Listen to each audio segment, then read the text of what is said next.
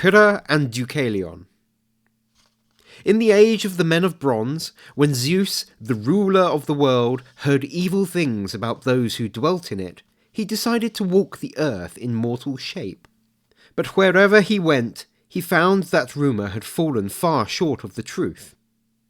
One evening, as twilight deepened into night, he came to the halls of inhospitable Lycaon, king of Arcadia, who was known for his savagery. By miraculous signs and tokens, Zeus made evident his divine origin, and the people knelt and worshipped him. But Lycaon scoffed at their devout prayers. "Let us see," he said, "whether this guest of ours is a god or a mortal." And in his heart he resolved to destroy him at midnight, when his sleep would be soundest. But first he killed a poor hostage the people of Molassa had sent him, cast part of the body still warm into boiling water, roasted part over the fire, and served this dish to the stranger for his evening meal. Zeus, who had seen through both what was done and what was intended, started up from the board and launched avenging flames upon the palace of this impious king. Shaken with terror, he fled into the open. But the very first sound of distress he uttered turned into a howl. His skin roughened to a shaggy pelt, his arms became legs, he had been changed into a bloodthirsty wolf. Then Zeus returned to Olympus, sat in council with the gods, and determined to wipe out the whole infamous race of man.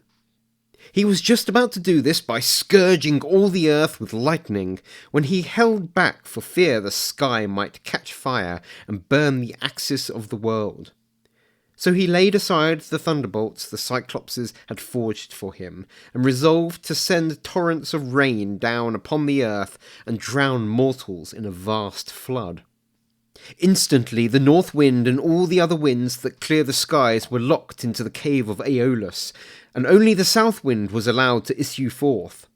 Down to earth he flew with dripping wings, shrouded in darkness as black as pitch. Tides flowed from his white hair, fogs covered his forehead, and water oozed from his breast. He reached up to the sky, swept the clouds into his mighty grip, and began to squeeze them out. Thunder rumbled, and masses of rain beat down from the heavens.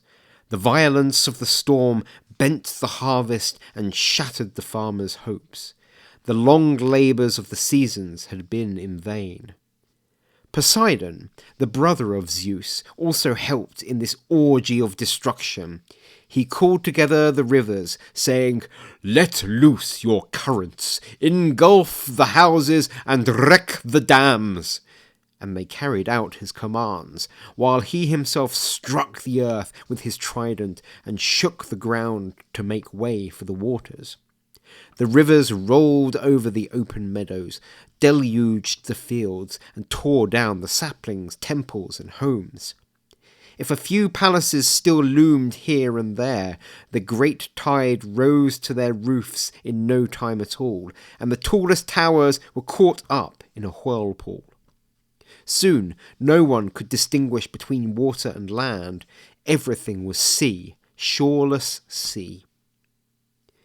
Men tried to save themselves as best they could.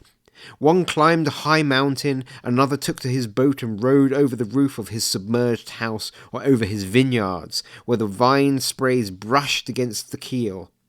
Fish struggled in the boughs of trees, while the fleeing stag and boar were at the mercy of the tide. Whole peoples were swept away, and those who were spared died of hunger on hills where nothing grew but barren heather and ferns. In the land of Phocis there was still one mountain which lifted its peak above the waste of water. It was Mount Parnassus. Deucalion, whose father Prometheus had warned him of the coming flood and built him a boat, floated up to this mountain with Pyrrha his wife.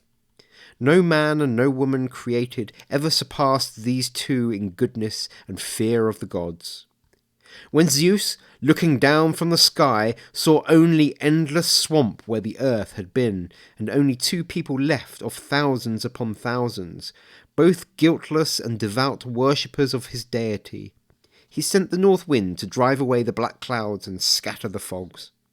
Once more he showed heaven to earth and earth to heaven, while Poseidon, sovereign over the sea, laid down his trident and smoothed the waves. The sea had shores again. The rivers returned to their beds. The tops of trees, smeared with mud, began to rise from the depths. Next came the hills, and at last the level plain spread clear and dry. Earth was restored. Deucalion looked around. The land lay ravaged and silent as a tomb. At the sight, tears ran down his cheeks, and he said to Pyrrha, "My only and beloved companion, in all directions, as far as eye can reach, I see no living thing. We two are the only humans left on earth. All the rest have been drowned in the flood, and we, indeed, are not yet sure of our life. I tremble at every cloud, and even if all danger were past, what should two lonely people do on the abandoned earth? Oh, how I wish my father Prometheus had taught me the art of creating men and breathing spirit into shapes of clay." So he spoke, and in their solitude both he and his wife began to weep. Then they fell on their knees before the half-ruined altar of Themis and pleaded with the immortal goddess. "Tell us, goddess, how we may recreate the vanished race of man. Oh, help the world to live again." "Go from my altar," said a voice. "Veil your heads, loosen the garments from your limbs, and cast the bones of your mother behind you." Long they pondered over these mysterious words. Pyrrha was the first to break the silence. "Forgive me, great goddess," she said, "if I shudder and do not obey you, for I hesitate to offend my mother's shade by scattering abroad her bones." But Deucalion's mind was suddenly illuminated, as by a flash of light. He calmed his wife with soothing words. "Unless I am much mistaken," he said, "the command of the gods never bids us to do wrong. The earth is our mother, and her bones are the stones. It is the stones, Pyrrha, that we are to cast behind us." Nonetheless, both were very doubtful about the explanation of the command of Themis. Yet, so they thought, there is no harm in trying. So they went to one side, veiled their heads, loosened the clasps of their garments as they had been told, and flung stones backwards over their shoulders. And a miracle happened. The stones no longer remained hard and brittle. They became supple and grew and took on shape. Human forms stood out. Not very distinctly at first, but rather like the first rough outline an artist hews from marble.